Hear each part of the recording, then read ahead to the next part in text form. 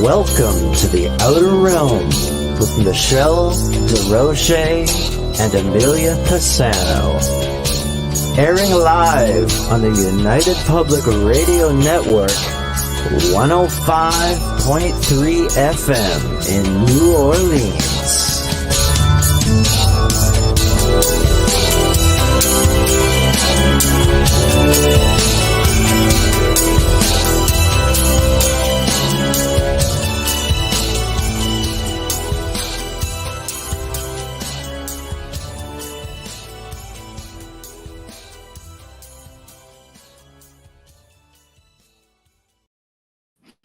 Good evening, everyone. Welcome to the Outer Realm Wednesday night segment. We are broadcasting live on the United Public Radio Network, UFO Paranormal Radio Network, 105.3 FM from the Gulf Coast, 107.7 FM from New Orleans. We are fully sponsored by the amazing people over at Folgers Coffee who have been with us since day one, and that's 400 plus episodes now. So we're really grateful to you, Folgers. Thank you so very much. Also, big thank you to Dr. Snick, the sonic surgeon, aka Justin Snicker, for his contribution of his time, his voice, and his music for the intro that you just heard. He is an award-winning composer of Halloween, horror, sci-fi, and dark wave electronic music, which can be found on all of your favorite music platforms. Also, big thank you to Steve McGinnis, the artist behind our banners and logos here at the show. Check him out on Facebook and Instagram. Does a lot of great commission pieces and, of course, specializes in the horror genre as well.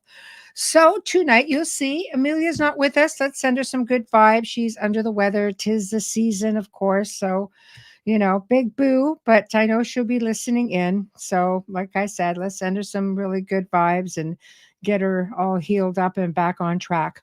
So tonight, I'm really excited about tonight's show. Michael Flem, amazing author, amazing researcher. He's written a book called Visions of Atlantis, Reclaiming Our Lost Ancient Legacy. And let's face it, isn't Atlantis like one of the world's like biggest mysteries? I mean, everybody has done movies about it. Everybody's talked about it, written about it, and we're not really any further ahead. So, but I love it. And he's got a fantastic amount of research going on. I could not get my face out of this book, and I really didn't know what to expect at first. I thought, okay, because I just have read so much stuff on it and researched it, pretty extensively myself. And I have to say, I don't think I've read a book that has been so well researched. And you throw in some of the metaphysical stuff. As a big Edgar Cayce fan, I just really would have loved to have met this man in person. Just as the information that he could channel was phenomenal.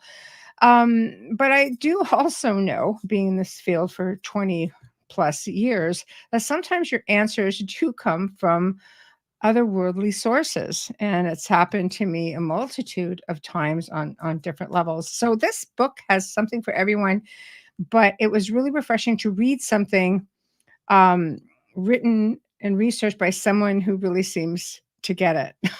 So with that being said, it's going to be a great show. Tune in. And remember, guys, we are, 7 chat rooms, superhighway coming down one lane. We'll try to, get to you, but we have to keep up with the guests. That's the big important thing here. So patience. Anyway, if I flash your comments across, it's just for the viewers to see. And we have loads and loads of audio listeners. I mean, there's millions of you guys out there. So if you want to jump into chat, you come on in and view and get your comments in there as well. So without further ado, our special guest tonight, Michael. Hello. Hey, how are you, Michelle? I'm good. How are you? I'm good.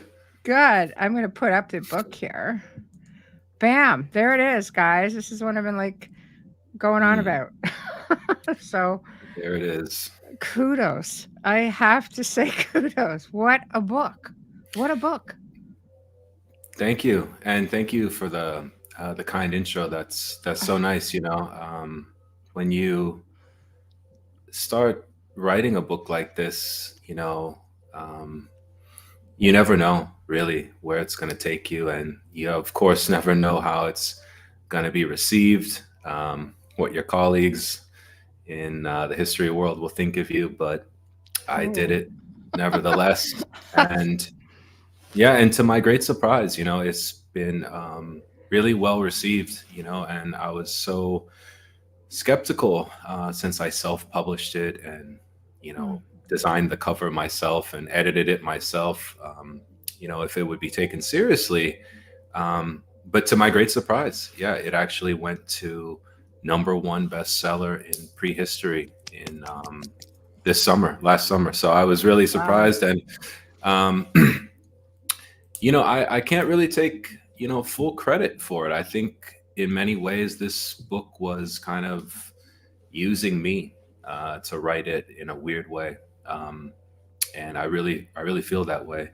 And Right. so I think what I was trying to do was look at the purely historical data, archaeological data, oceanographic, geological, Right. and at the same time give a voice to the more clairvoyant and esoteric information and see really where the two overlap, Hmm. um, and explain to people who might not be familiar or comfortable with such data that not only does our government and other governments use and have been using remote viewing to great success under wraps for Hmm. decades, but that it's a real process. It's not something that's even really necessarily mystical. It's just a kind of attunement with a super conscious field that certain people are more able to do than others. Hmm. Um, and, as you mentioned, Edgar Casey, I picked him because he was one of the most well documented and Hmm. studied clairvoyants. He wasn't just a person on um, Reddit who said, "Hey, I had a past life in Atlantis." He actually, you Right. know, gave 15,000 trance readings and Right. was studied by professionals, medical professionals from Harvard, Stanford, Right. Princeton, who used him to actually heal people. Right. And so when he started talking about Atlantis kind of halfway through his career, it really caught my attention. And then when I actually juxtaposed what he was saying in the 1930s, almost 100 years ago, Mm. against what modern archaeology has now been discovering, which he could not have known, it was quite astounding how much Right. of what he said about this time period actually lined up. So, I agree with you. I mean, he wrote a book himself on Atlantis, didn't he? Like he it was quite an interest for him, and he just seemed to have channeled with people, mm, or should I say, he did readings with people, and it started to surface, and I think that started piquing his interest a little bit as well. I love that you blended it in there because it does, give that extra credence to the field, mm, so to speak, as well, and get you maybe a few of those answers that maybe you wouldn't have gotten without it. exactly. And that's exactly what I was trying to do, Michelle, was I was thinking, okay, look, if Plato and, Mhm. certain pre-Platonic sources or, you know, post-Platonic sources Right. say kind of paint a kind of like at the eye exam, it's like, is this clear? Is this blurry? It's like, well, you can see it, but we don't really know. Right. So to get that 2020 vision um, of such a remote time period, you're talking 12,000 years to the destruction and then whatever preceded that, Right. you actually have to go into the clairvoyant evidence Yes. because as detailed as Plato's account, which was written in 360 BC, in his two dialogues was, it talks about some of the plants and the circular city and the empire and how warfare was waged and the kings and this and that. But it doesn't exactly give you a precise image of like, well, what was daily life like at certain times in this Right. civilization? And it's really astounding the level of detail that Edgar Casey gave about arcane power sources, Mm-hmm. about the science of Atlantis, the spirituality of Atlantis, how they viewed cosmology, how they Mm-hmm. viewed the role of the sun Mm-hmm. as the kind of creative, intelligent, generative source of life. Mm-hmm. How that later carried on into Egyptian beliefs of the sun. Because Casey Absolutely. himself was one of the first to, believe it or not, link Giza to Atlantis as a vestige of the civilization, kind of Yeah. reboot after the Right. cataclysm. And of course, that work has been adapted by a lot of people, Graham Hancock and other, Robert Bauval, Robert Schoch. Mm-hmm. But Casey has almost a movie script subplot in those 500 readings of what the Egyptian kind Mm-hmm. of Atlantis part two was, Mm-hmm. and the struggles that that culture went with, and how the Great Pyramid, in Casey's estimation, was actually built in the Mm-hmm. year 10,390, not in dynastic Egypt as a tomb for Khufu and all this nonsense that we No, I agree with you. I've been, superimposed. I've Mm, been to the pyramids, and everything about them is very intuitive, just screams much older. You're just mm, much older. You can just see, it's an experience and a half, but it's just not what it claims to be, unfortunately. Which I mm. think it's wonderful when you think about how far back it goes. The thing that intrigued me here is you make reference to the fact that Atlantis could have been like a million-year-old, culture. Well, I just say what I can safely say with evidence. Nothing in this book is really, my opinion. My opinion only comes in if, it's with what sources to include and which sources to focus on. Right. Um, and regarding the beginnings of Atlantis, that's a kind of really important thing. And I think I'll kind of try to break it down. Please do. I Hey. always try to break it down, and I'll say, "Oh, I'll keep it short," and then it's like an hour and 45 minutes later. No, the stage is It's yours. come to my attention, especially lately. And again, I mean no disrespect for people that are looking like for this kind of thing, but Right. this obsession with oh, we found a circular city in Mauritania. We found the Rishat structure, and necessarily we found Atlantis. And I say, okay, well, let's step back. Let's calm down. Yeah. Let's read what Plato said. And of course, you'll find in his dialogues that, yes, there was a circular capital city in one of multiple principal islands, which were where the current Azores are today, not Mauritania, which themselves had colonial dominion over Mhm. the entire Mediterranean, starting from Gibraltar to Egypt. That's Mhm. what Plato said. And from which you could reach the whole of the other continent beyond the true sea. So North America. North America. So let's just start with that. That's Okay. odd that a Greek philosopher in 360 BC, recounting a story that his distant relative 200 years earlier was told by Egyptians in the Temple of Sais, who in 560 BC were aware of North America, apparently. The other thing that's quite interesting is the date he gives. And so when Solon, who was a real person vetted Mhm. by historical sources, he was an Athenian law reformer. Mhm. He went to Egypt and he said, look, we don't have records that go back as far as the Egyptians. And they said, of course you don't. You're silly Greeks. We write everything down on stone. You just, write them down on papyrus. So of course you're here. Mhm. What would you like to know? And he said, I'd like to know the history of my culture. And so they said, well, there was a time when your culture defended all of the Mediterranean against this marauding group of Atlanteans who entered the Straits of Gibraltar and, put all of the Mediterranean at extremity until Athena and her people defeated them in a kind of pre-Doric, Greek society. And Solon says, okay, when was that?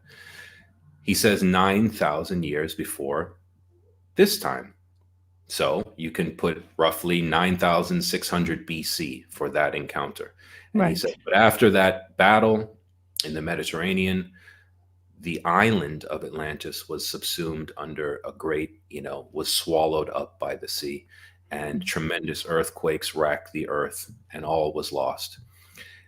Now, that's an interesting date if this is what most people call a, fable, which, by the way, Plato begins the dialogue by disclaiming, Socrates, this is a strange story, but every word of it is true. It's vouched for by Solon, the wisest of the seven sages. So he tells you it's not a myth, it's not a fable, it's a factual account.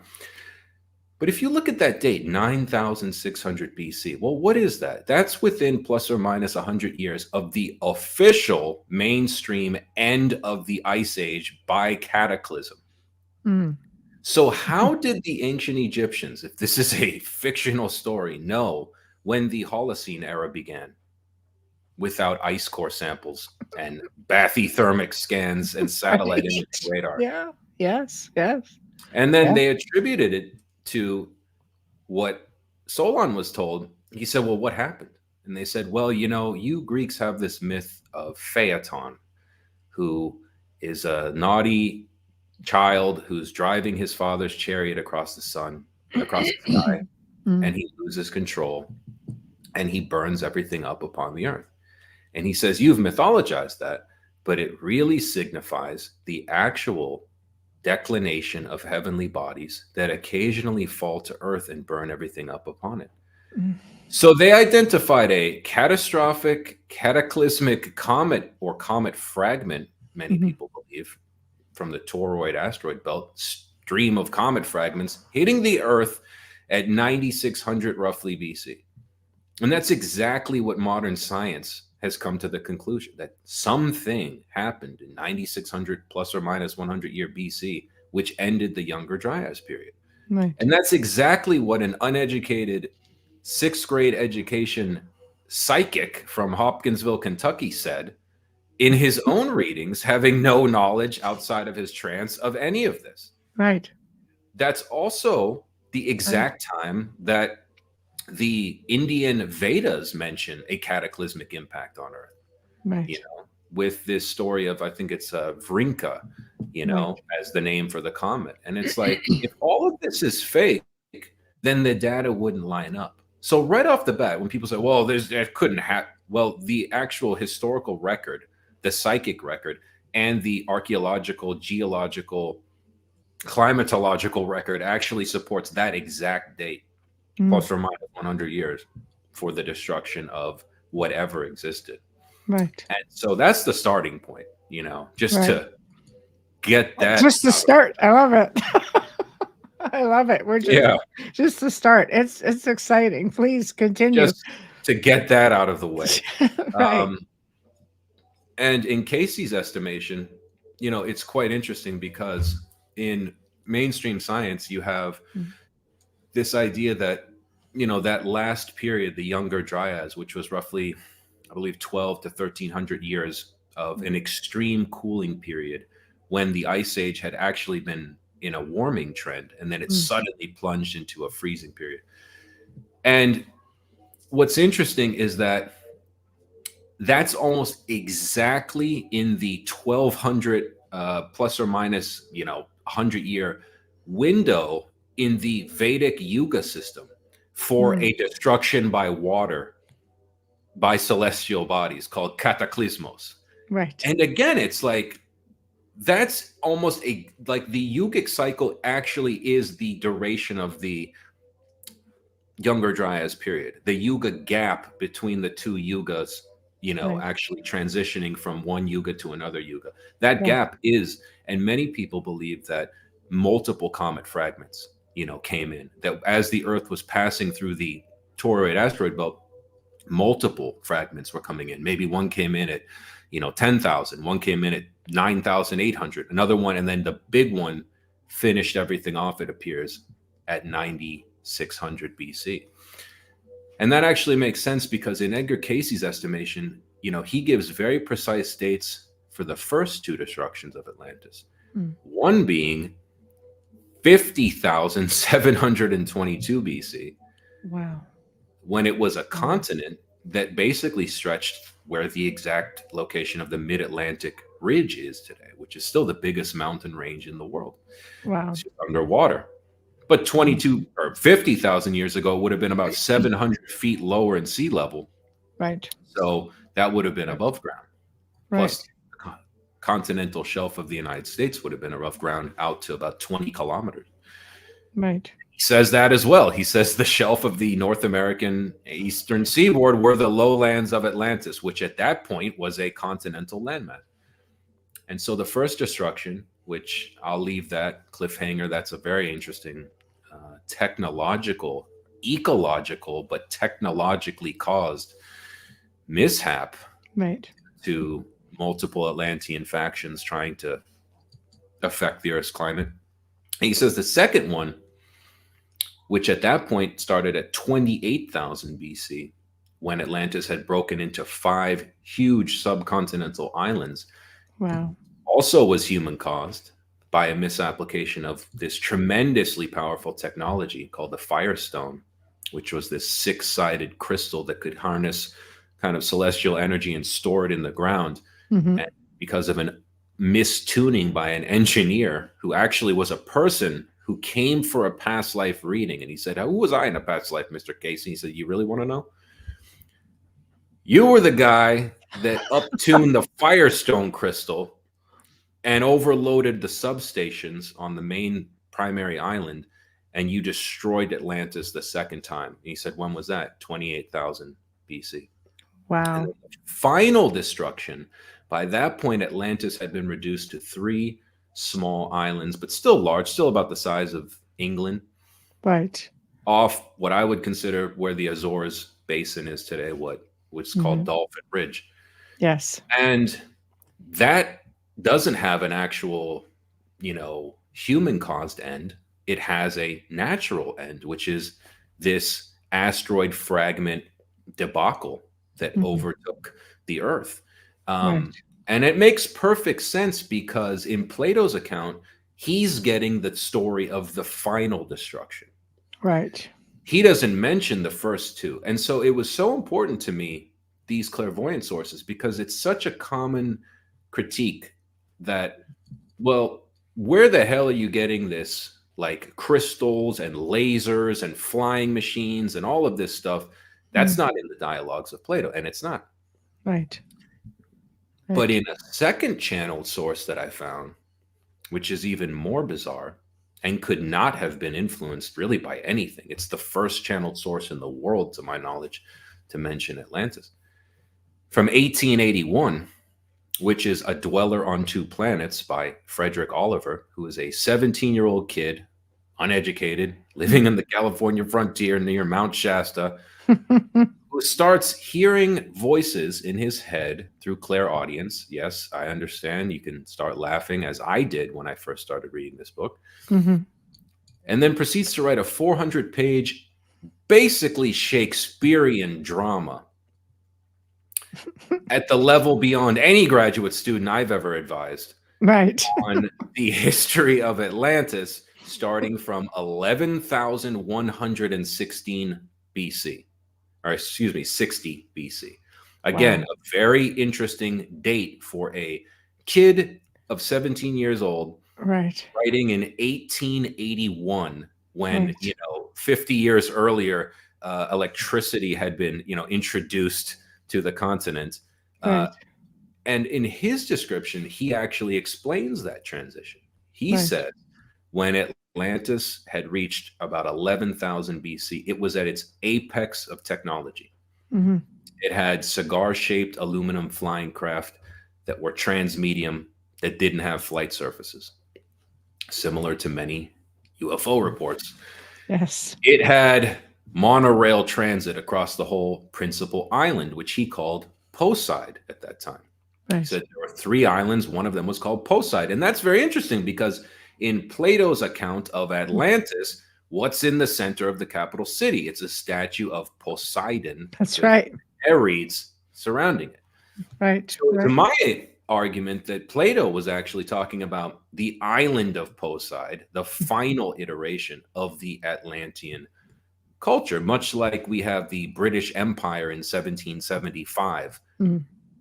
Right. And it's like you've got an outpost in Southeast Asia, you've got India, you've got West Africa, you've got the Bahamas, you've got the Mosquito Coast, you've got North American colonies, you've got London. Yes. And it's like if we were looking for the British Empire and you just found It's everywhere. New York, it's like, yeah. Well, is that the British Empire? No, right. Neither is London. Right. The island of England is the nucleus of a transatlantic empire. And that's exactly what Plato said. You know, so when people look for this, I need to find the circular city. It's like, well, maybe you don't need to find the circular city. Maybe you just need to find commonalities on both shores of the Atlantic. And if you're lucky, that would be awesome, of course, to, you know, look below the Azores and find evidence of Poseid. It's there. It's there. Yeah, I think people just need to open their minds to the fact that it's not what we've been conditioned to believe. No, it's not necessarily off the island of Santorini, to which I've been. I've checked it out. You know, you know, I love that argument, by the way. Oh, isn't it? I actually, one of the first critics of the book, yes. It was hilarious because it's the only negative attack I've gotten of hundreds of positive reviews and everything. And it was a man who had written a book basically on that argument that Atlantis is in the Mediterranean. And it's so almost comically silly to suggest that, because no one, you can read every translation of ancient Greek into English, read 5 different translations, but you know, I just use the standard one by classics professor Benjamin Jowett, who definitely knew what he was doing when he translated the words. And there's no way to equate the Straits of Gibraltar or the Pillars of Hercules or the Pillars of Heracles with the straits between Sicily and Libya or the island of Crete and the mainland. It's like Plato distinctly says they entered from the Pillars of Hercules, which is a inland sea, as opposed to the outer sea, which the island resided in. And it's like, you just don't like that, because then you have to actually think for yourself and go, oh, actually, perhaps everything I've thought about ancient history starting in Sumeria in the Fertile Crescent is actually just a reboot of a much older civilization. And I agree. I don't like that. So I'm going to take the, you know, super volcano that went off in Crete, which has absolutely nothing to do with Atlantis, and say, well, that's just what Plato meant. And it's like, okay, well, where did he get 9600 BC? Why was an Egyptian telling him that story? Where the hell did the pyramids come from? Why are they aligned to 10,000? There's no pyramids on Santorini. I'm just saying. No pyramids on Santorini. No, there's the ancient city there was very interesting. I went down into the volcano. I thought that was interesting. Just trying to get a feel, you know, for what people we're talking about. And I'm saying, this looks so small. It just doesn't make any sense. But as far as coming up along, you know, the coast, there was a continent there at one time that's completely underwater, much like, you know, Mu and ancient Lemuria. So I try to put that in the back of my mind. Okay, well, there's a continent. It's gone. Maybe, you know. Then we get into the Bimini Wall, you know, which is on the other side, you know, the Atlantic. I've been to Bimini, grew up in South Florida. There you go, right? And you know, they were starting to be a bit compelling when the Eye of the Sahara. They were really at least getting warmer. You just have to go a little bit further. Yeah. Well, and again, I always say I talk about the Eye of the Sahara in my book, and I say, look, you know, it doesn't like I don't have any like personal stake in it. Has to be right. I just look at the Eye of the Sahara, and you know, I'm not the only one that thinks this. It's like they've identified Eyes of Sahara on other planets, you know, which again, you could say, well, maybe, you know, eventually there was a civilization on Mars, and you know, that's actually not. I mean, the CIA did a remote viewing on Mars 1 million BC, and they discovered that actually was probably true. But I think it's kind of not really where Plato was saying it was. And to my knowledge, even though that was a fertile region 10,000 years ago, with an advanced, vast river system, actually, that they discovered in the 80s, that Edgar Casey said existed in 1932 before anybody knew. Right. It doesn't, to me, fit the bill for the principal city of a island, which Plato clearly described in its size would have been, a certain size. Right. But it does bear a striking resemblance to the dimensions of the canals and the walls and the inlet that comes out of it. I understand that, That's but it could also interesting. be a repeat. Like there are more than one city that look like New York.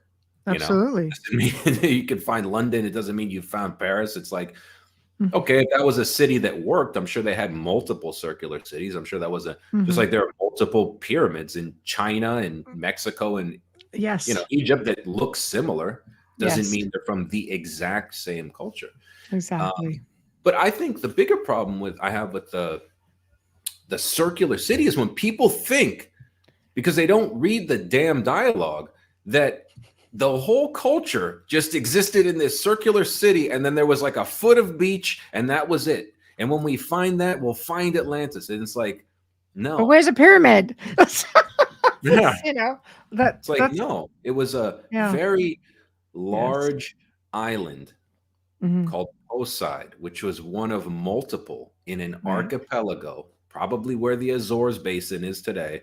Yes. That had colonies all through the Mediterranean. So naturally, you're going to find, and actually Edgar Casey said, one of the places you can find evidence of Atlantis is in Morocco, which in the time he was saying that actually was, I think, lower in its boundaries, which could have been interpreted as northern Mauritania, where the Eye of the Sahara is. So I have a lot of, respect for people, but it doesn't mean that that's where the principal island was.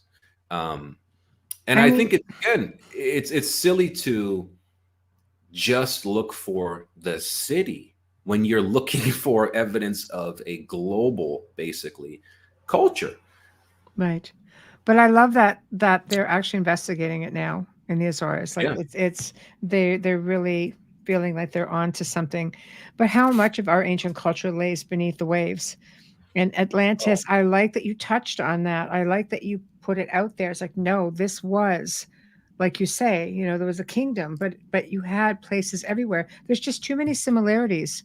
Literally, I mean, South America is like, come on. Like that, there's so much there, so much.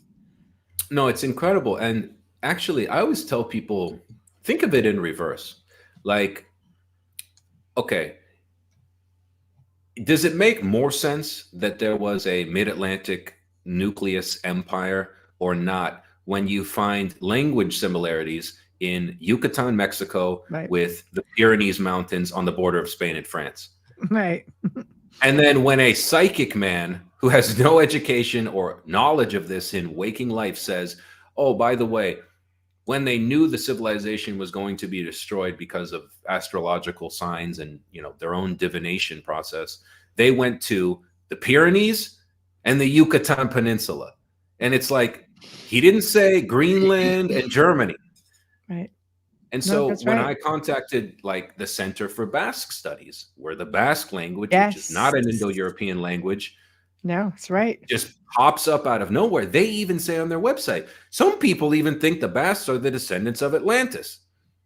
And it's like, yeah, some people do, because it doesn't make any goddamn sense, excuse my language, if that didn't exist. And you take a person from Yucatan who speaks Yucatec, and you take them to, the north of Spain on the French border, and they can understand on a base level some of each other's, words. And it makes no sense. And at the same time, the names Edgar Casey gave for people in their past life iterations in Atlantis are unbelievably similar to Basque and Yucatec names. Right. And you couldn't just make this up. No. There's no way. Some of the names are so bizarre. It's like, Michelle, you were this in Roman times. Your name was Lucretia. You were an attendant of Julius Caesar. And then in the third destruction of Atlantis, your name was Itor. Aitor. And his stenographer's sitting there like, how do you spell that? In her notes, like, how do you Aitor? So I took every name that Casey gave for the past life readings. It took me months. Right. I went through all the archives and I itemized them alphabetically. Right. Like Aitor, Onxor, Ilax, Ishtar, Ilman, Minar, Mintor. And then I took a list of common Basque names. And it's like, they're almost exact, you know? And I don't think Edgar Casey had a Basque dictionary next to him when he was given these lessons. So, you know, is that, all this to do about this mysterious RH negative blood, which the Basque region, of course, and the Basque people are probably the highest concentration in the world. Do you think maybe that was where Atlantean? Well, it's strange, and there appears to be some kind of weird connection with Rh negative blood and ancient Cro-Magnon populations. Like even in the Tuareg culture or the North Africans, Berber people who are pretty racially diverse, but they also have a very strange proportion. And again, that's where Casey said there was a large Atlantean colony. Yes. And what else is interesting is that there used to be a road that actually is still, like, traces of it still exist, that went basically all the way across North Africa and ends in Abydos, Egypt. And many people think that, these survivors didn't just take boats. Like, a lot of them just got to North Africa and walked on this pilgrimage until they got to Egypt to reboot the society, which 12,000 years ago was a fertile grassland. It was not a desert. Correct. And what's interesting is that around one part of Algeria, I think in Tassili near the caves, there's strange rock art that comes from exactly that time period of the cataclysm. And it's like, who made that? Right. It's just, it actually, and Herodotus actually walked that road. He wanted to see for himself. He went to Egypt and he said, the Egyptians said that at one point in their ancient history, they migrated from some far place in the West in the before time on this road. I'm going to go see if this is real. And he walked the road and he's like, it is real. Right. So it's kind of, it's all there if you know what you're looking for, right? That's right. Hidden in plain and sight. If you know what to use and what to screen against. I was very averse to using too many modern channelers because I had anticipated, I'm always my harshest critic, I had anticipated people saying, well, this person could have just watched movies or read other Edgar Casey books. And it's true, there's no way to know. Right. So I wanted to see, okay, what was the first one or two instances where Atlantis was pushed to that date, mixed with high technology, and the people saying that could have had no knowledge, and they were vetted by friends, doctors, scientists that studied them and had proven other things unrelated to Atlantis, like, I don't know, 8,000 medical diagnoses that had 98% accuracy in Edgar Casey's case that saved people's lives. That's a credible source. Right. That is pretty credible. It's pretty credible. I think Edgar Casey more than proved himself, even in to academics of his time. I think anything that he said could have been taken with great credibility. And the fact that you were able to cross-reference so many different things, to me, is even more credibility and validation. So it's hard because modern day academia sort of says, no, that's ridiculous. But you can't, when you can cross-reference it to something that's already there and approved by them, like that they've already explored, then how do you discount that? It's true. And I always tell people, that I was recently reading an excellent book on the Yuga cycles that just came out by Dev Mishra, incredible researcher. And I cited him in my book, but he had published this after my book came out. And I was just reading it last night. And, he reminds people all the time that until Charles Darwin, it was never assumed that history progressed linearly. That's not how people viewed the Renaissance view of history. It was only in the 19th century, really, when people started to believe, because of their powers of colonization and the extreme disparity in technology between, say, Europeans and indigenous people, that we must necessarily be at the apex. And he was aware of ancient historical cyclical trends of history, where civilizations rise, fall, rise, fall. And Mishra puts a very interesting quote where he says, I'm aware of that, but that's not a very cheerful way to look at history. And in light of our tremendous advances as Europeans, we should discount it. And with that simple phrase, he set the tone for the next, 200 years of professional quote unquote history that discounts the possibility that we are not at the teleological edge and apex of a slow progression from nothing to iPhone 10, and that it's impossible that we could have been here before and way beyond and just been utterly destroyed. So, what did or would he make out of place artifacts? And, I mean, there are mines that are 300 million plus years old that were fully functioning in different, remote countries of the world. Like there are. I'm thinking of, the dating of, I think it's 56,000 BC. There's a mine of hematite in Swaziland. Right. And it's like, well, what are hunter-gatherers doing with an industrial mining operation? The other thing is, what about that? What about the, tentative dating of the Gunung Padang Pyramid in, South Pacific, which is dated roughly to 27,000 BC? Were hunter-gatherers building that at the top of a mountain? Like, exactly. What about Göbekli Tepe, which is officially, unequivocally dated to the, same period as the end of Atlantis, but we still haven't updated the textbooks. They just found another one that was even older, not far from there. So So they're saying this is older than Göbekli. It's just like, probably by 1,000 years, nothing major. But the fact remains is that this was happening.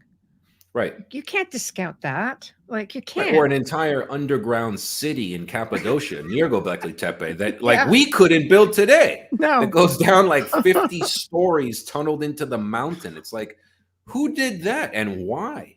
Yes. Maybe they had anticipated a coming cosmic catastrophe. I mean, there's no logical reason. It doesn't make sense from a military perspective. You're not safer in an underground city. No. But you need to escape the surface destruction. It does make sense. So water, especially ice. Right. And it's like, when you start piecing together, because the clairvoyant evidence was probably a third of the book, but really the majority of the book is pretty straight in terms of oceanographic charts, bathythermic scans that show, hey, look, this, and to me, really one of the most like shocking, I even had to call a friend because I'm like, am I going crazy here? Was like 7 years ago, before the book was even like a thing, I was just doing research and I was reading A Dweller on Two Planets that channeled text from 1881. Right. And the kid just casually includes a sketch and he says, this is what Poseid looked like at its peak. He draws a very detailed triangular shaped island. And he says, this is where the capital was. This is where the circular city was. This is where our manufacturing was. And he puts names, and this is where the rivers were. He draws a very precise, jagged outline of the coast.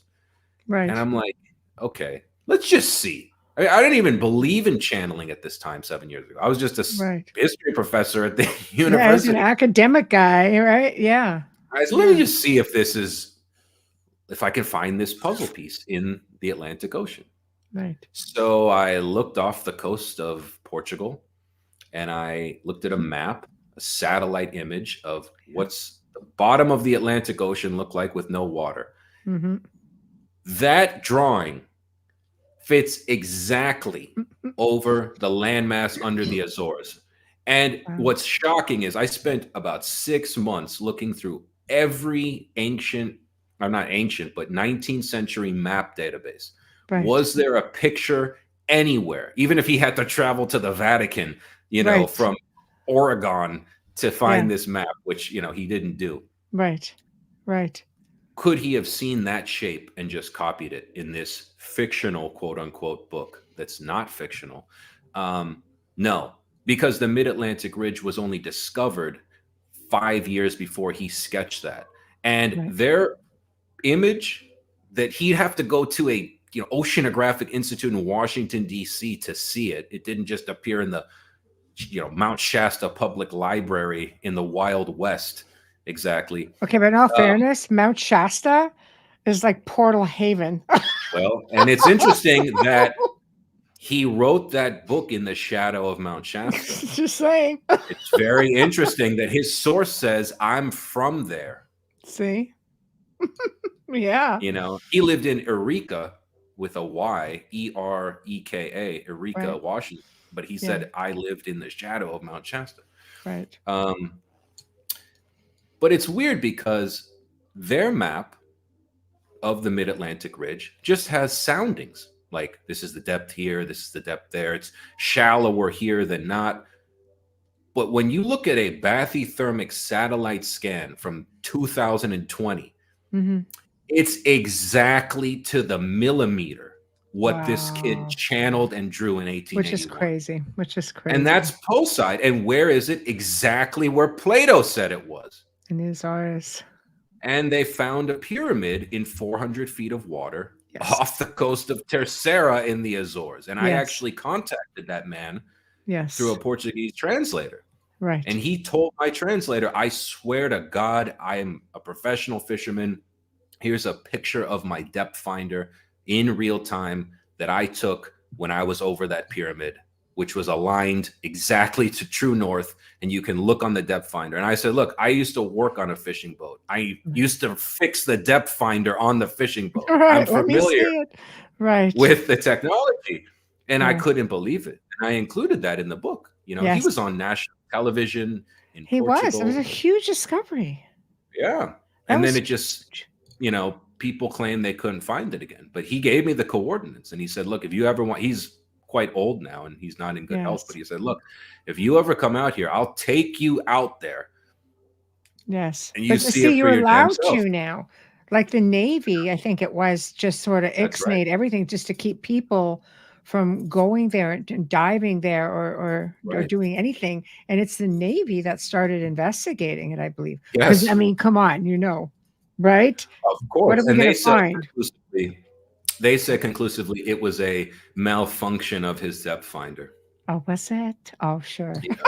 So the depth finder malfunctioned, but it produced a perfect cardinally aligned pyramid in the same shape as the Great Pyramid at Giza. Yeah, that's an interesting malfunction. I've never had a depth finder malfunction that way. Wow. Personally, wow. so. Because of course they found something. They found something in there that they don't want anyone near. There's technology. It's all there. It may be underwater, but it's all there. If you know what you're looking for. Yeah, and it's interesting too, because part of the book is not just trying to show people the actual evidence, but it's to show how did actual academics view this subject until quite recently. And what was really interesting to me was really until like the last, if you think, okay, this story has been around in the West at least since 2,360 years ago when Plato wrote about it. Right. So in those 2,360 years, or 84 years now, what was the majority of consensus opinion on it? And you find that really until like 1995, when Graham Hancock started to get popular, almost everyone treated this seriously. And that gave me a tremendous amount of relief that, I don't know, Francis Bacon, like the founder of the scientific method, he was a believer.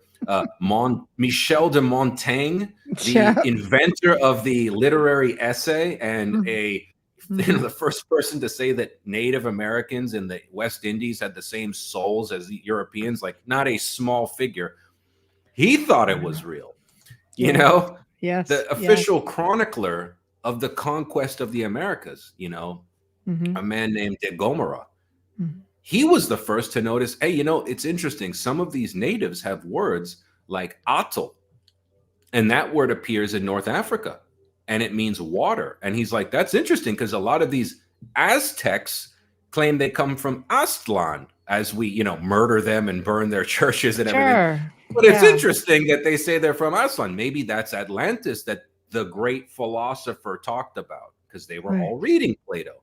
Right. And so it's astoundingly arrogant and hilarious to me when some goofball like Michael Shermer comes along, who has never even set foot seriously into the past, but Mm. sits on this kind of, pedestal and, Graham Hancock is a fraud and go to my website and I'll debunk everything for, a price. It's easy to debunk something if you don't believe it.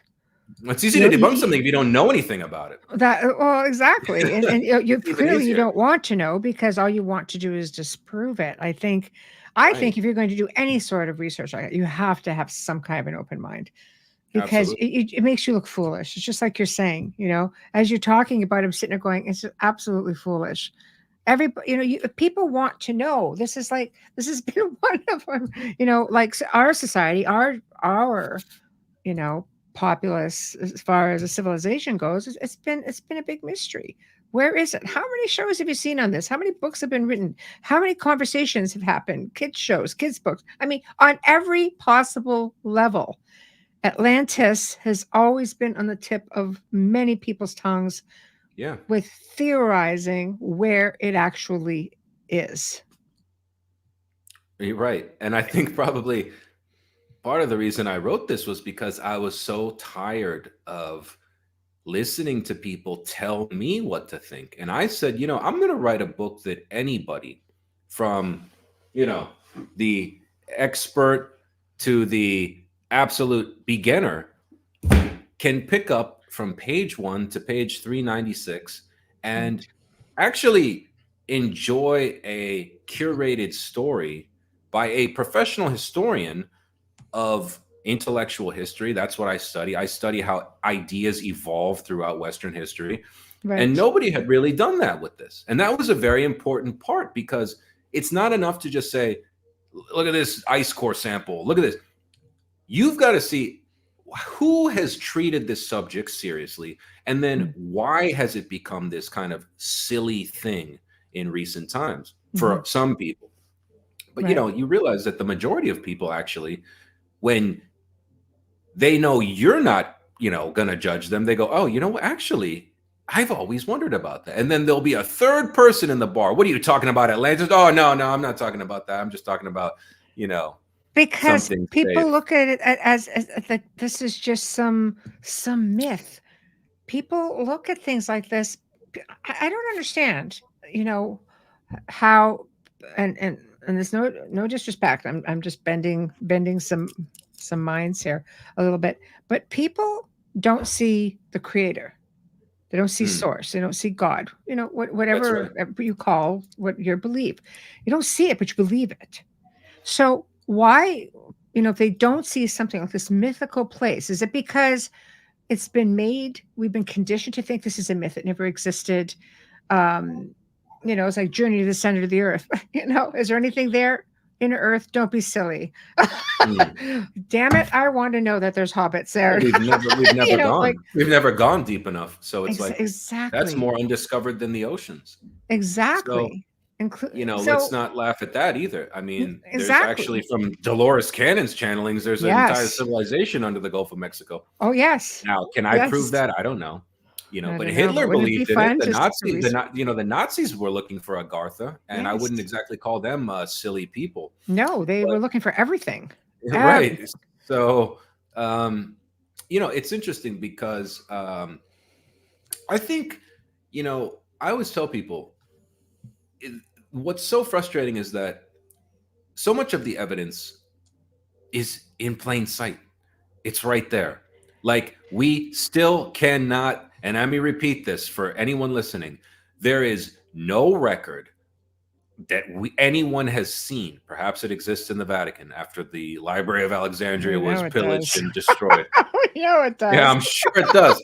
But to the rest of us, no record of how the Great Pyramid was constructed in a culture called dynastic Egypt, allegedly, that has the most meticulous and extensive record keeping of any civilization on earth. And yet their astounding, impossible structure, they themselves don't have a record of. Well, does that lend more or less credibility to the claim that they inherited it? Right. That it was there a long time before dynastic Egypt appeared, in, let's say, the 4th millennium BC. Right. That it actually was there for 6,000 years and was built by the Atlanteans in conjunction with other groups, as Casey says, leading to this mixture of people that created the Egyptian race. That actually makes sense. And then you go, okay, well, what's the date Edgar Casey gives? 10,390 for its completion, and it took 100 years. You go, okay. And then you look at Robert Bauval, who was looking at an aerial map of Cairo in the museum, and he said, it's interesting that those 3 pyramids look like the constellation Orion. Yes. I wonder if they line up with it. So he puts it in a computer in the 80s, and he's like, it doesn't fit. But he goes, well, wait a minute. When does it fit? Oh, 10,450 BC. It's like, oh, that's just another crazy, coincidence. It's like, you're a fool if you look at things that are that exact and you say that's a coincidence, because by that logic, well, then let's just throw everything away, because everything's just a coincidence then. Don't tell me anything about the ancient Greeks. Don't tell me anything about dynastic Egypt. Don't tell me anything about ancient Sumeria, because it's all just a coincidence. But suddenly when it's Atlantis, it's, it couldn't be, And I never understood that. Why is it difficult to think that civilization started from allegedly hunter-gatherers to Göbekli Tepe, the pyramids, law, writing, religion, language? Sumerian civilization is probably, which I think you actually do mention, I do. One of the oldest, if not the oldest civilization. I mean, it goes back, they dated ancient Sumerian kings back 450,000 years ago. Yeah, and it's funny you mentioned that, because who's smarter, me and you, or the people that invented civilization? So I always think to myself when people say, yeah, well, they say that the, extraterrestrials came, and, the Apkallu came, and the Anunnaki and Anuna and all this, and Enki and Ea, but they got the date wrong. It wasn't that long ago. What they really meant was that they landed in New York City in 1965, and it's no big deal. It's not right. It's like when people tell me Plato couldn't have said 9,600 BC because we all know nothing existed then. Right. And it's like, you've already told me just how little you know about, well, what was going on at 9,006. Oh, right. The cataclysm that ended the Ice Age that he guessed. But you want to put it at 960 because that fits dynastic Egyptian times. And therefore it explains how Egypt could have been fighting the Atlanteans in Crete and all this BS. And it's just like, we don't do that to anything else. When the Egyptians in dynastic times say, King Menu lived in this date, we go, textbook, this is the date that they said. But when they say a little further that we don't like, oh, well, that's just the mythical. You're going against the conditioning. And Dolly says, E.T. taught me about 8 other civilizations before Atlantis. I think there were many civilizations before Atlantis, for sure. I think Atlantis is just the one that people gravitate to because it just disappeared. And it's the most analogous to, I would say, the modern West in many ways. In fact, Edgar Casey said that, and so did Frederick Oliver. He said, look, many of those that were around in the final destruction are back again, including Adolf Hitler, including Stalin, including many totalitarian leaders in the 20th century, were reincarnations of the final battles of Atlantis for power before the cataclysm in their version of the Kali Yuga cycle. And so many people that came to Casey were like, you know, in the 1930s, in this advancing time of, you know, airplanes and, you know, television coming out in the 50s and that radio. was a bit wiggy in that time period too for him. That was brave of him to be so forthcoming, because that would have been a little bit a faux pas, you know, family secret. Right? Sure. And I mean, you know, he even predicted many of the events of World War II. In fact, he including, which to me as a military historian as well was fascinating, in one reading during World War II, when the Germans were, you know, very close to winning the war against the Soviet Union, somebody asked him, like, will we be able to stop the Aryan menace, as they called it? And he said, on this day and, you know, this week, the fate of the world depends on this battle. And you look at that date and you go, okay, well, what was going on there? Well, that's the Battle of Kursk. That's when the Nazis essentially threw everything they had at the Soviet Union and were catastrophically defeated. And then we're on the run for the next 2 years until they lost. Right. And it's like, nobody knew that. Casey wasn't sitting in with Hitler in the high command. That's right. Listening to the Battle of Kursk. That was a secret plan that no one knew about in America on a couch. Right. Yet he knew that. Right. So, again, it's not just limited to past lives. And to answer, you know, what you were saying about previous civilizations, Frederick Oliver talks about that, the kid from the 19th century. And he says, you know, Atlantis itself was a kind of late stage of much older civilizations like Lemuria, and even things that preceded. And Casey alludes to that, like pre 300, 400,000 years. And he said, those even I can't even access, you know what I mean? Like they wouldn't even make sense to you. So we're going to stick with what you can handle, because that's where you were. You were this person in Atlantis. And again, you know, I wrote the book not even thinking about the parallels with today. But as I was publishing it, I started to look around the world in 2020, 2021, 22, 23. And I'm like, hold on a minute. Something's going on out there in Davos. And it reminds me a lot of some of the things that I saw in these final days of Atlantis. You know, this push for a totalizing control death grip on human civilization, this disparity between power and technology levels that are disclosed to the people and then to the elite, which Casey goes into a whole side story about. No one really knew how their civilization worked except for a small inner circle. Right. It's no different now. No scientists, right. Right. And, you know, that ultimately proved to be one of their, you know, kind of downfalls, was concentration of power. And in Frederick Oliver's account, which is extraordinary that he said this in 1881, he said at the final phases, like approaching 10,000 BC, he said the rulership could divest themselves of physicality and become as electricity. So it's like, were they uploaded to a cloud? Were they in a transhumanist, weirdo Ray Kurzweil universe? I don't know. It sounds like it. And he said, and what happened was everybody forgot how to. And in 1881, Michelle, he described a holographic projection from a smartphone. Yes. Kind of like Enoch. That he carried around. Right. And you realize why when Enoch went to the Crystal Palace, then they, you know, conveniently, they only let Where was the Crystal Palace? And they only let the Ethiopian church have that book. Yeah. Right. I couldn't read that one when I was in Catholic school, unfortunately. No, exactly. When Enoch went to the Crystal Palace. Yeah. Yeah. But, maybe it was Atlantis. Well, I mean, it's really interesting because even that question comes up of visitors. And you got to think how unbelievably advanced that question was in 1930. When a woman asked Edgar Casey, are we the only species on planet Earth? This is before a picture of planet Earth existed or the first UFOs were even reported in public. Right. Besides the airships and, like, you know, if you were on a military recovery team in Magenta, Italy, and you saw the first crashed craft that they recovered, then you knew. But the public was not aware whatsoever until after World War II that Right. there could be extraterrestrials. That was not in the public parlance, so to speak.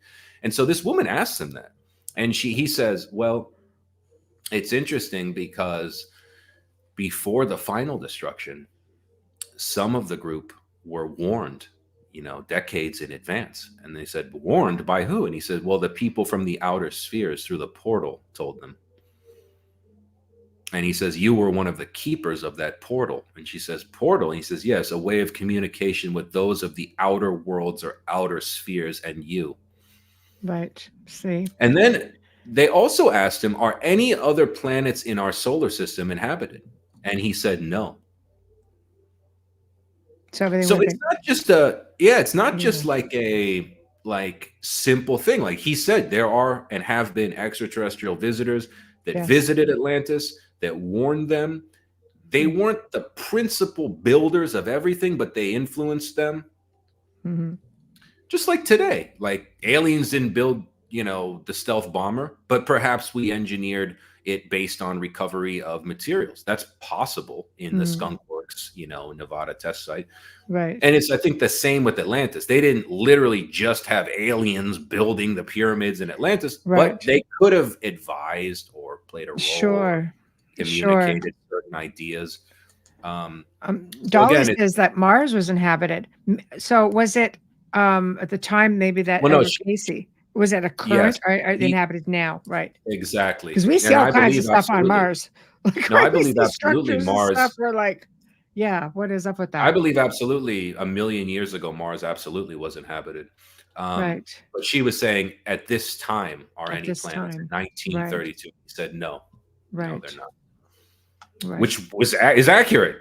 She didn't say what was Mars like in 2 million BC. He probably would have said, well, it was just currently, right.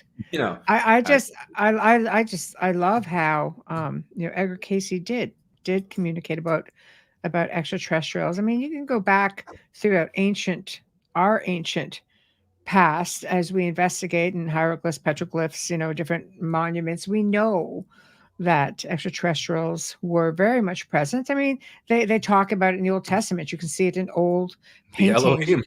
Like I said, Leonardo da Vinci, disappeared for 2 weeks, came back even more brilliant than he was. It's like no, that's really true. That's really interesting, actually. I forgot about that. Yes, I forgot about that. There's just so much. Why do you think people are just so fixated on Atlantis? I mean, you went into a lot of detail. I think it would answer a lot of questions, but what do you think the fixation is? Because they clearly, when I look at the information you have in there, I'm just like, wait till you get a load of that information, and then you'll be able to say, now I know I am fixated. It's just culturally speaking, it's like everybody was a part of it. Well, exactly. And quite ironically, rather than being a mythical lost civilization, it was the default state of most of humanity. Right.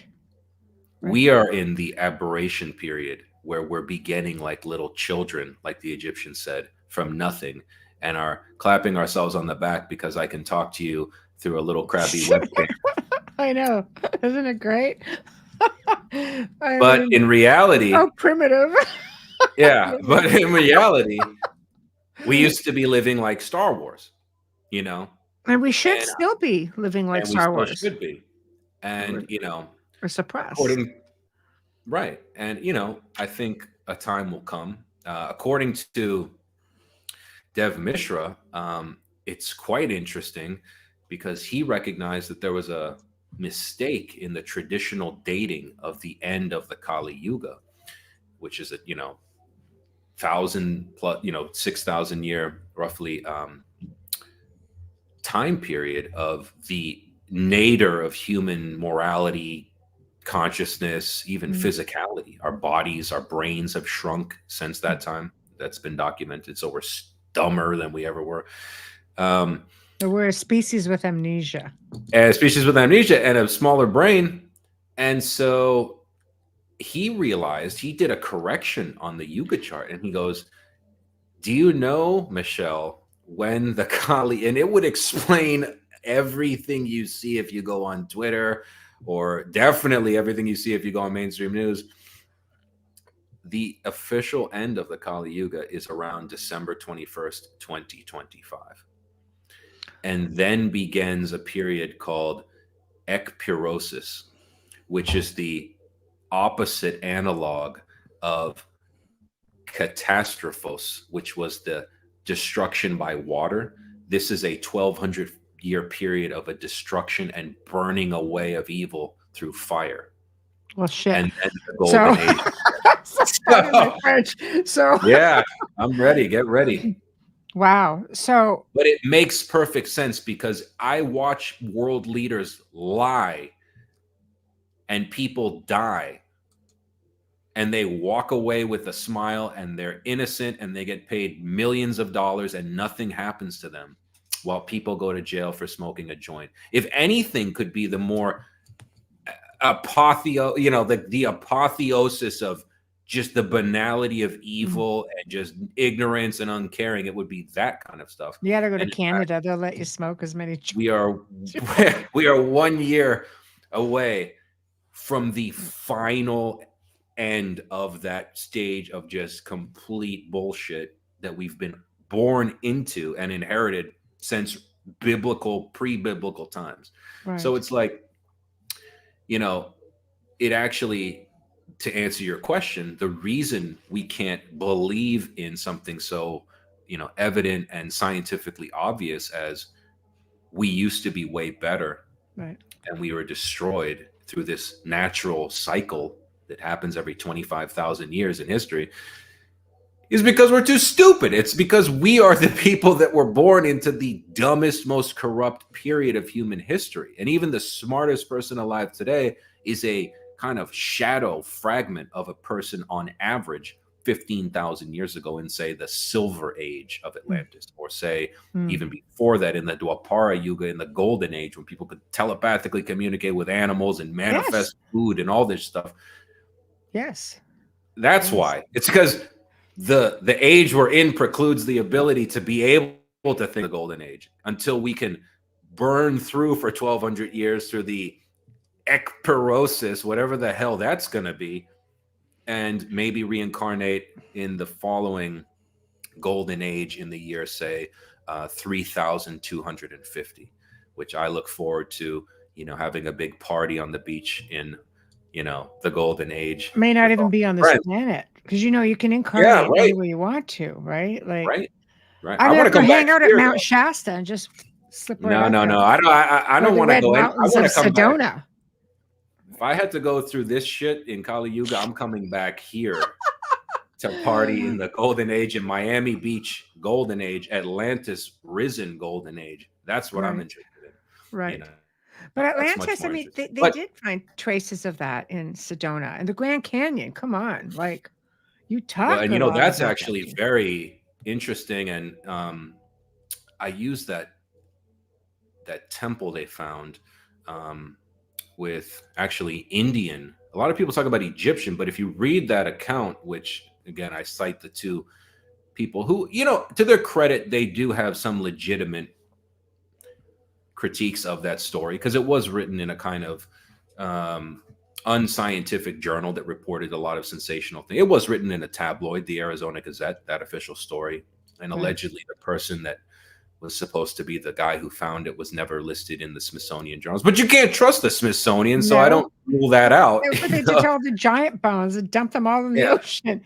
I was just going to say, I mean, it's like, existed, but we destroyed them. It's like, right. It's like trusting, the CIA until you read the declassified documents. Like, just because the Smithsonian doesn't agree that J.A.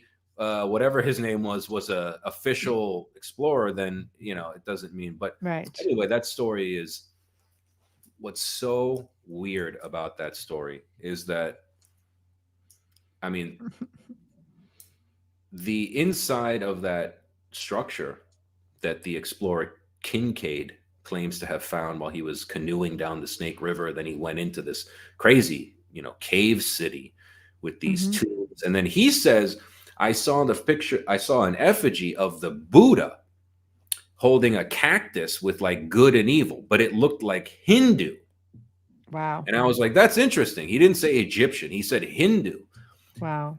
I spent a year in the Edgar Cayce online archives looking for any reference of that area, Sedona, Arizona. And I must have spent like literally a year because, I mean, he had thousands of clients from Arizona, or he had like a medical place he was sending people in Arizona, until I finally found something and it said, you know, you used to live in the cities, in the caves that were built into the cliffs of Arizona.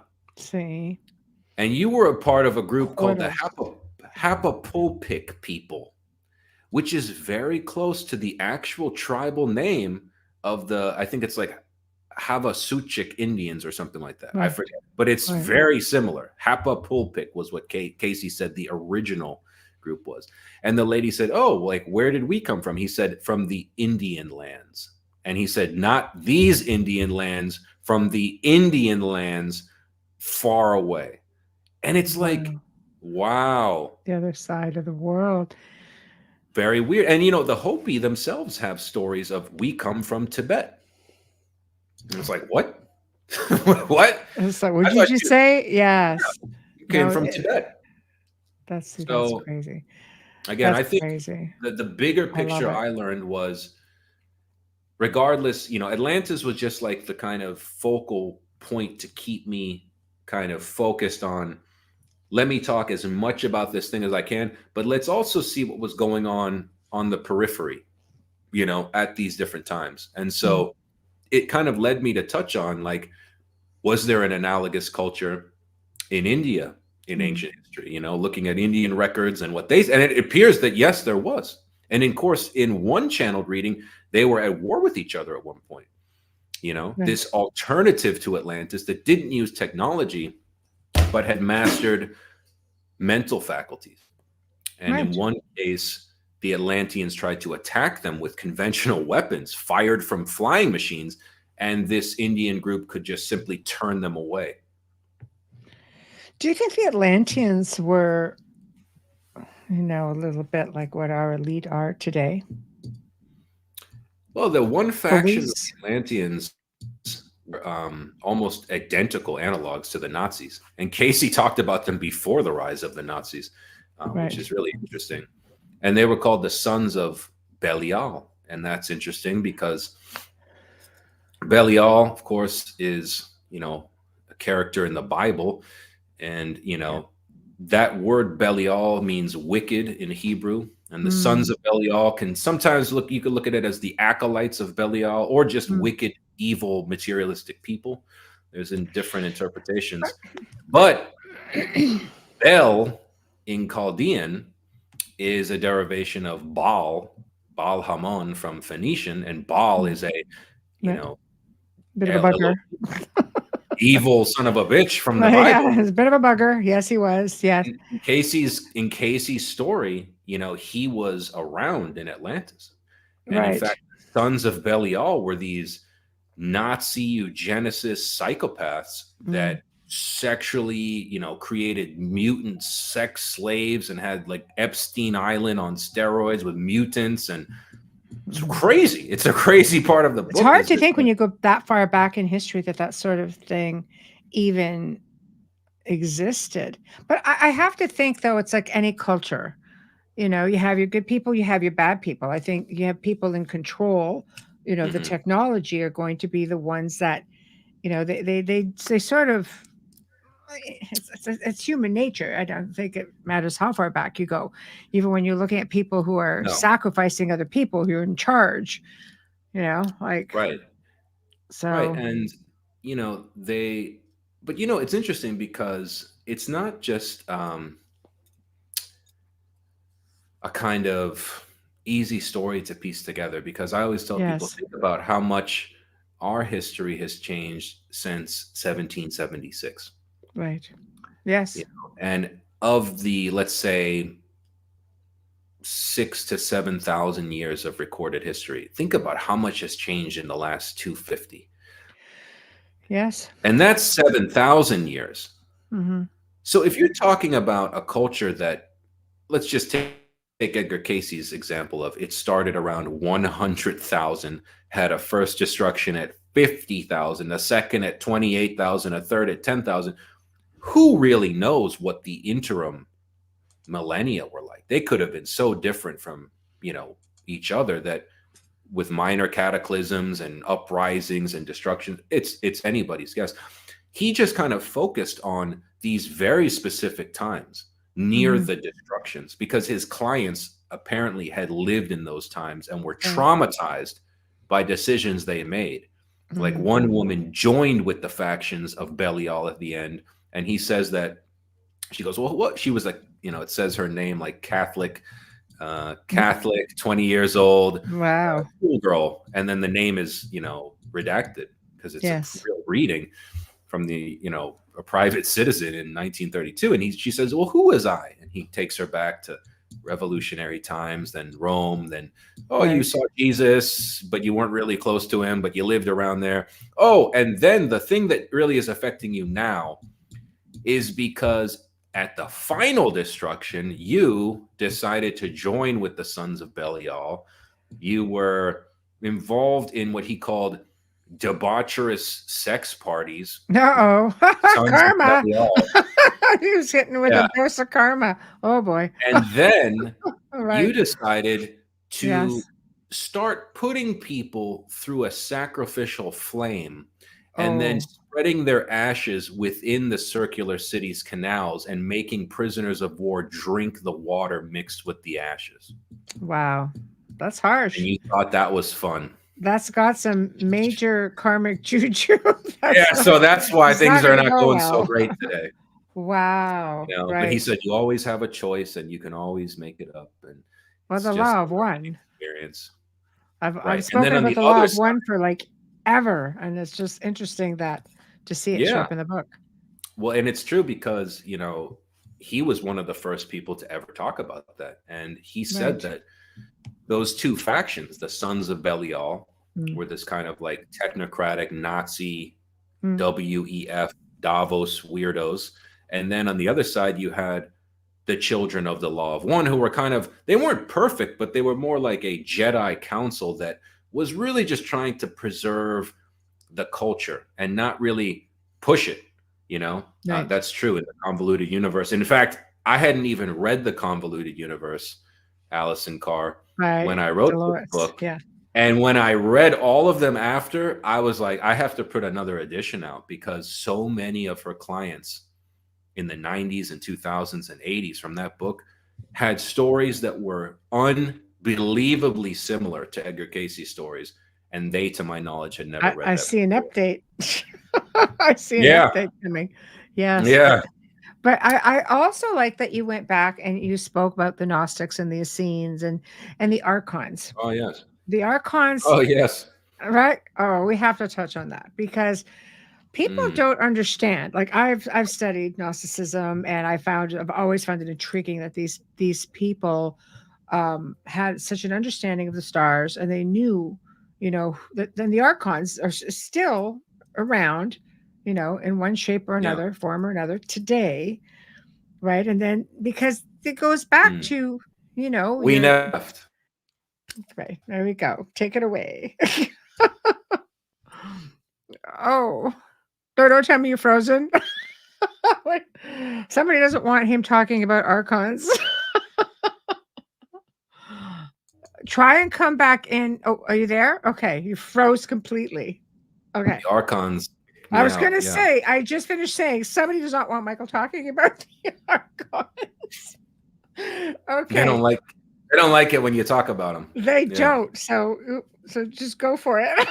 This is the outer realm, after all. Well, it's really interesting, because before I was ever interested in Atlantis, actually, I think it was my first year as a professor. I was 23 years old, and I taught at a Catholic university, and I had just kind of come out of graduate school where I studied really Enlightenment critiques of organized religion was my specialty. And so I wasn't very happy to listen to the people at the university tell me about God and this and that. I was actually quite insulted. And so I said, you know what I'm going to do? I'm going to teach the children about Gnostic Christianity in my religion class and see how long before they fire me or I get an email, which I never did. They never caught me. And I really spent a long time on that, because it was so interesting to me as a person who, have been raised in the Catholic Church, but, not in a dogmatic way. But I had Right. looked at those stories and just thought, oh, this is interesting. And okay, Yes. like that, Same. it could be, I don't know. Like, I I don't find it really think about, interesting, but I it didn't was think there. about it. Yeah. I like the stories of when they blow up the Yeah. Temple of Baal and all this. It's pretty Right. cool. Yes. But when I read the Gnostic stuff, I started to think, this actually makes Com- sense of how you That's how I felt. explain this kind of Yes. Frozen. hidden. Come Let me back. try another network here. Oh, here you Oh, are. they're really Yeah. and You're, Archon jamming I right was now. gonna say. Yeah, Yes. it is weird. I mean, You were fine up till I then. don't know. Yeah, But it's the perfectly fine. Gnosticism Well, made sense the thing to me was, too. I guess, yeah, the thing was, it just intuitively made sense. And one of the readings that I used to teach the kids that really hit home was this text called the Hypostasis of the Archons. Mm. And you could translate that as the instantiation or the reality of the rulers, because that's what archon in Greek means, is the ruler. Right. And who these things were and what their role was. And it's interesting because the Gnostics, who wrote this, and this was probably written in like 200 AD or something, we don't really know, but it was dug up. I think that one's from the Nag Hammadi library. Yes. And what they say is interesting, because you could apply it to today. And they say, well, really, this Yahweh character that you all think is God is what they call an aborted fetus, is how they describe him, and a demiurge. And that the true God, which is not anthropomorphic, but is a female generative creative source called faith, wisdom, or Pistis Sophia, which is like a galactic center kind of thing. She's really the one. And this bastard came down and fooled everybody and has you worshiping him for the next, thousands of years, while his archons roam about and jam your internet and make people do wacky things. It's crazy. And that actually made sense. I've been asked by people, and guys, just don't take this literal. The show is about bouncing ideas around. So we're going to mind bend a little bit again. But I've actually had people hypothesize as to prayer. Like, is it opposite? Yes, I've seen that as well. See? No, I've heard many people say that, because, Yeah. and not even religious people, just the Just concept of admitting weakness itself is almost like contrary to the original message of, I would argue, Christianity, which is empowerment, and that you are God and that the power is within you. You don't need a supreme authority to beg for help, and that's actually keeping you in an infantilized, archonic type of energy. Right. And that the whole thing is just really like, the whole thing is just kind of like a grand kind of disempowerment effort that the Gnostics realized was taking place, as they were being persecuted by Rome, who ironically adopts Christianity for the Roman Empire, and then it becomes the Catholic Church, and then it becomes the imperial war cry for the Crusades. And it's like, where do we go from love thy neighbor to the Crusades? Well, through the archontic path. Because ancient cultures actually did follow the feminine energy for a lot of years. All the temples were pretty much, to feminine energies. The whole like goddess, who I am woman, here more, it's just that sort of, there was that sort of mentality. Goddess statues were showing up everywhere. That are going back 60,000 plus years, 30,000 years ago. Yeah, even in original, I guess you call it Canaanite religions, from which Yahweh himself was, or El at the time, was a deity. You had Asherah, who was a goddess with the bird body, half woman, half bird, and why is she not around today? Well, because a king ordered her statues to be rooted from the earth, Right. and punishable by death if you worship her or anybody else. Right. So, Right. and it's interesting too, because a It's lot all of the Old characters, Testament stuff. I mean, right? Yeah. I mean, I look at the Old Testament, after reading particularly the work of Vatican translator Mauro Biglino, who would know better than anybody, from translating in ancient Hebrew to Italian for 35 years, Right. that really the Old Testament, upon close read, is the story of extraterrestrial colonization of this region of Earth, Right. and a war between the Elohim. And as Mauro always says, I mean, the title of his Italian book is "The Bible Does Not Speak of God." And it's true. That's an English word that was crowbarred onto it after hundreds of years of gods had theological names. debate. Yeah. Right. And they were corporeal. They were very powerful. I mean, that's what Elohim means, the powerful ones. And Mauro does a very good job of showing that it's not just his opinion. Even words like the Holy Spirit, or ruach, does not mean Holy Spirit. It actually means, heavy object, or kavod means heavy object of war. And so when Moses goes to the top of the mountain to see Yahweh's kavod, and he has to hide behind a rock so the fire doesn't burn him, it's like, what are we talking about here? Right. Are we really talking about the glory? That's how that word is translated, as Moses needed to see the glory of God. But if you just put the words in like Mauro does, he says he wanted to see the kavod of the Elohim. Right. Right. So it's like, that's what it actually says.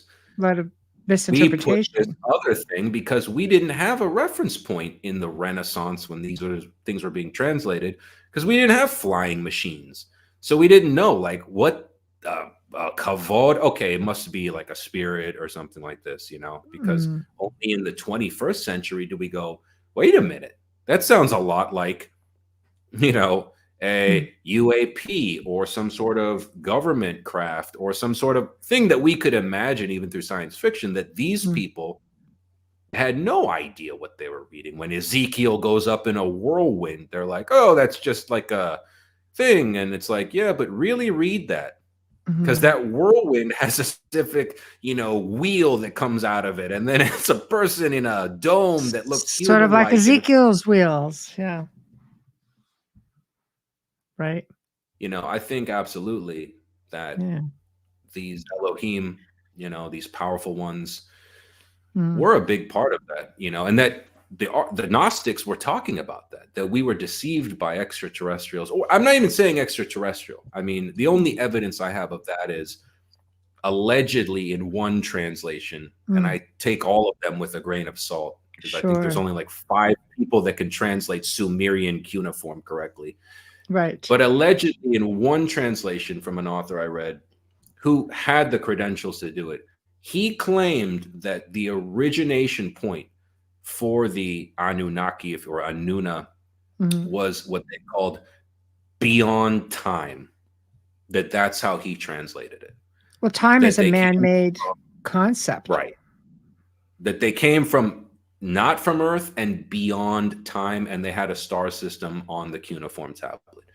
Wow. So maybe, and were these the same people in the Bible? I don't know, because it's a time discrepancy. Or it's very likely that during the Babylonian captivity in the 6th century BC, when the Bible was largely written, the Old Testament, they were just copying the Sumerian stories, and we think, oh, well, that happened to them in this time. And it's like, well, maybe they were just repeating for their group the stories they were told by the Sumerians.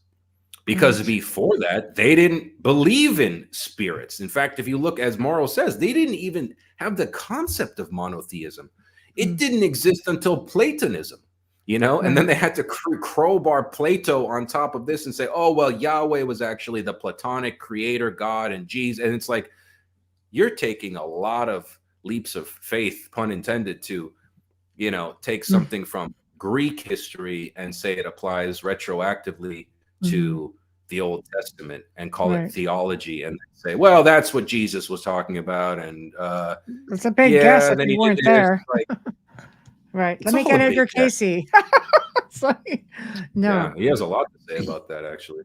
But no, see. I think it's just if it's if it's impossible for people to look at even the most foundational aspects of society, like the Abrahamic faiths, and question them. Like, could Mm, Yahweh have been an extraterrestrial? That's not a silly question. That's right, literally what the Bible says he was and how he behaved as an right, extraterrestrial invader who flew around in a kavod. right, That's what they say. I didn't write it. We just right. never knew Look it that up. Yeah. because they'll never tell you that, because No. it's been translated 1,000 times, 1,000 versions, and you have to go to the interlinear version to learn that from a Vatican translator, who himself, I think, was fired because they didn't like what he said. Right. But if you think that the Vatican doesn't know that, you're The crazy. Vatican knows everything. They have You're crazy.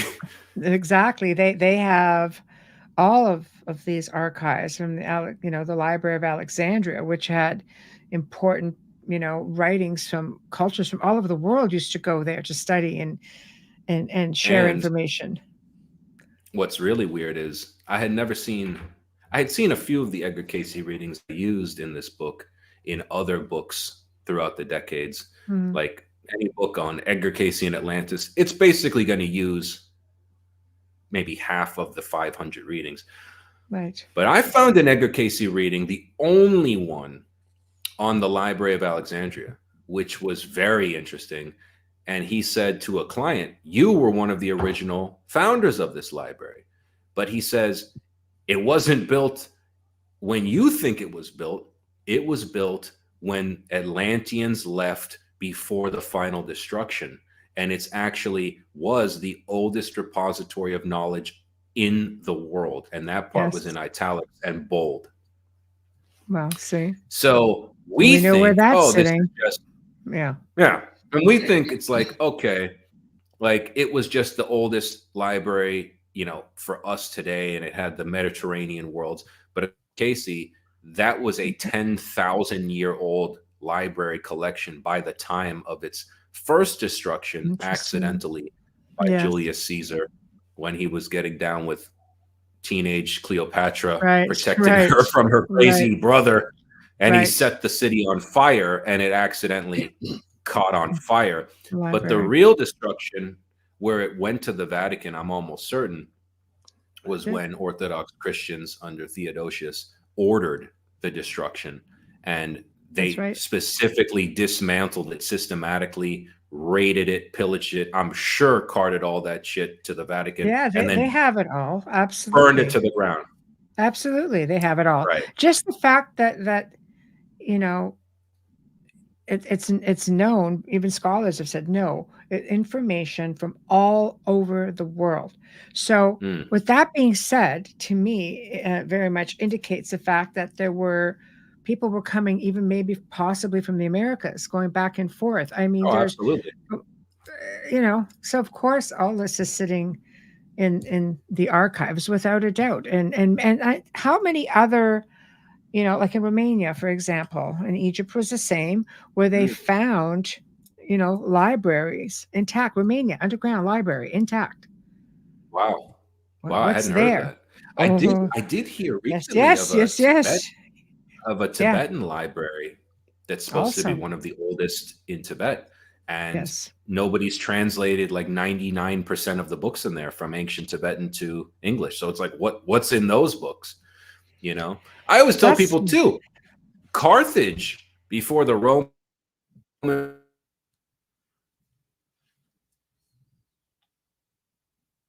oh no, come back. We're so close.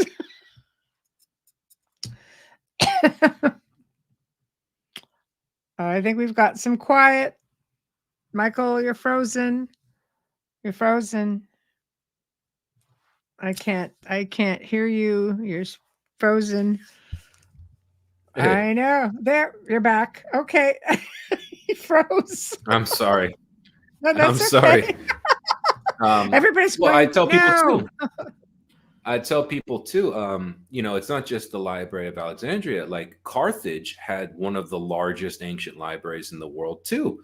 and the Romans burnt that to the ground along with the entire city. And I don't think they preserved those records from my information. And that would have had all the records of the Carthaginians traveling to Brazil or to Lake Superior in Michigan to copper mine, perhaps, or, you know, all over the place where you find Phoenician artifacts and things like this. So it's like, who knows? You know, like they didn't keep permanent records in the way that, you know, anticipating, oh, well, we got to keep these because in 20,000 or 10,000 years, you know, somebody's going to need them. It's just like, look, we're at war, and do I want to save Cleopatra, or do I give a shit if some old library that I've never heard of burns down? Like, you know, just like when the Allies. Oh boy, right.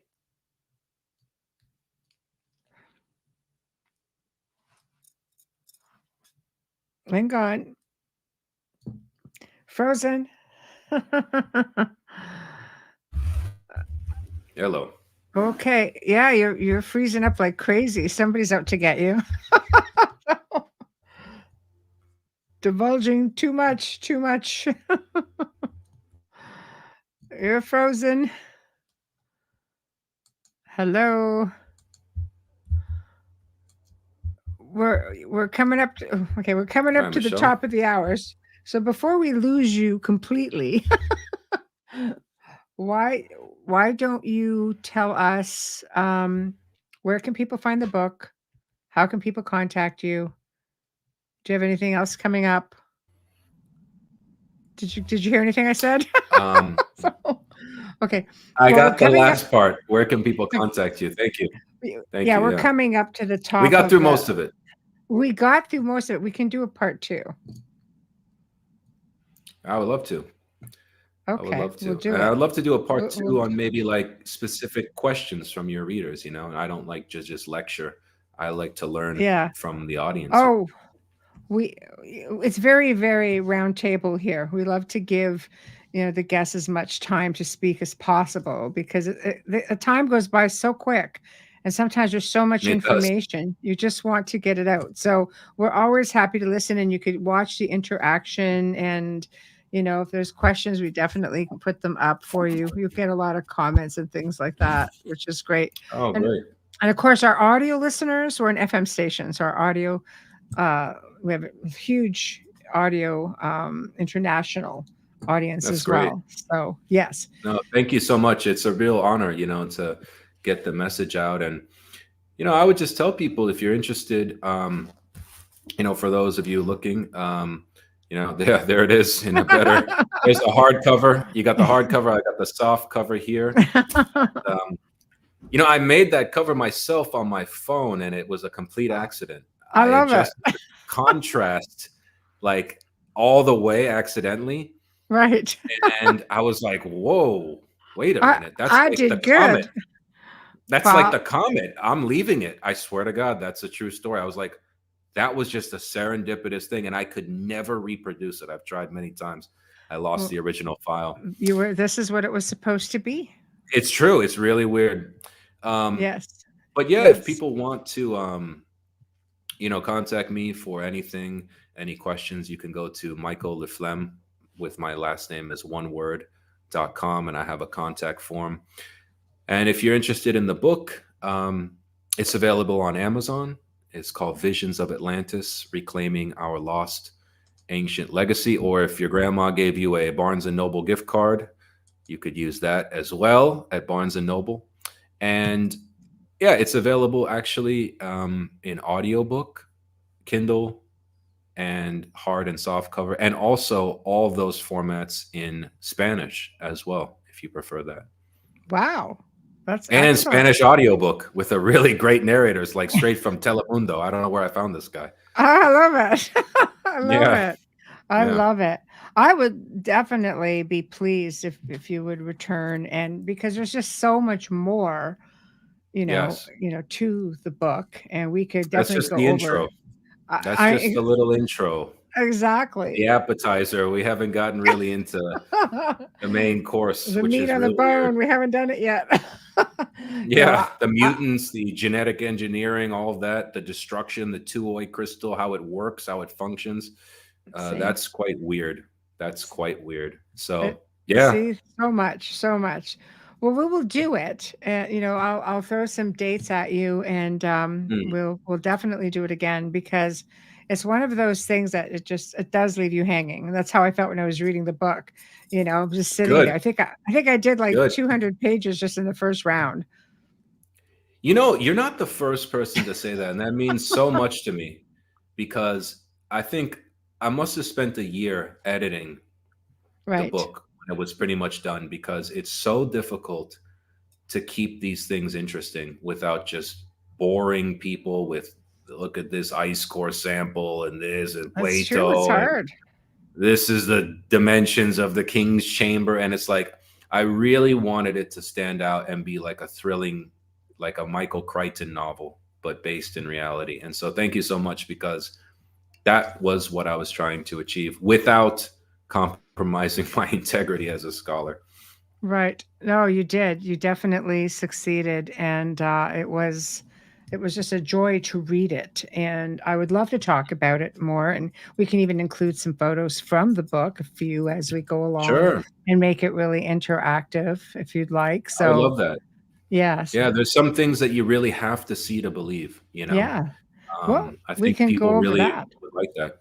Yeah. Absolutely. Okay, I love it. Absolutely. We'll do it then. I will message you, and we will pick another date. Now I call think my agent. Call my agent. I don't take calls myself anymore. You could call your Beverly people could Hills. And, talk to my people. Right, yeah, okay. um, I I like don't. that. I don't do those things anymore. No, of course I Right. do. I'm a self-published author who does all of my promotion. So yes, of course, I would love to. I love it. I love it. Okay, well, I will be in touch, and I will have links for you and so on. I'll send you some, like, the audio links as well, because watch that take off. So with Oh listeners. Yeah, that'll be no, good. I'm so excited because, as I said, I love reading other people who are open-minded. I love reading their books, and I'm Right. still always learning. I never admit that I'm the last and final resource on this subject. I'm the last in a long line of much more intelligent, much more accomplished Atlantis scholars that I'm very lucky to have read and encountered. But I Right. wanted to just both bring those people that were forgotten to an audience and Mhm. take the cutting edge discoveries of the last 2 and 3, even 5 years. So much has come out and show Right. people, look, this is the time to really pay attention because I think it's becoming almost undeniable that at least we could say there probably was something, whatever you want to call it, and it probably did get destroyed. And these ancient stories are probably talking about a lived reality. And we should take that seriously because it could happen again. History does have a way of repeating itself. That's all it does, according to the Exactly. Yugas. Yeah. Exactly. So Ah, there you go. it sounds like a scary thing. We'll have to touch on that a little bit more. That's really Well, you interesting. just come back. You never die. You just keep coming back. But I it know, sucks just when you're recycle. in the destructive period. It's quite Yeah. horrible.